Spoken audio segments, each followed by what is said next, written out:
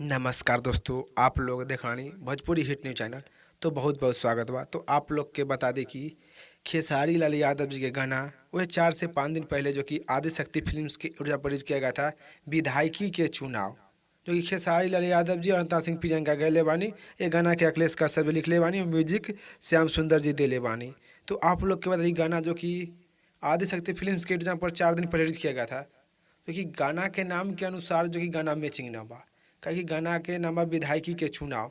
तो जो कि दर्शक लोग सोच रहल बा कि गाना खेसारी लाल के यादव जी के जो कि विधायकी पे तो बहुत ही अच्छा, बहुत ही बवाल रही है। तो आप लोग के गाना सुने के अनुसार तो लग रहा है जो कि खेसारी लाल यादव जी के गाना में कुछ ये गाना में कमी बा। तो आप लोग अभी तक खेसारी लाल यादव जी के गाना जो कि विधायकी के चुनाव न देखे बानी या न सुनले बानी गाना, तो आदि शक्ति फिल्म्स के पर जाई सुनी और सुने कमेंट में सुनाई कि खेसारी लाल यादव जी के गाना विधायकी के चुनाव में कमी का बा।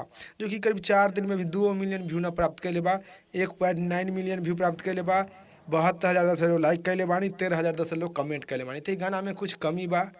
तो आप लोग भी जाई खेसारी लाल यादव के गाना जो कि विधायकी के चुनाव के गाना सुनिए और सुनिए कमेंट बॉक्स में कि गाना में का कमी बा और इस रिपोर्ट के बारे में का राय बा, का विचार बा, आप लोग नीचे कमेंट बॉक्स में बताएं। फिलहाल में इतने, फिर से मिलेंगे नेक्स्ट वीडियो में। जय हिंद, जय भोजपुरी।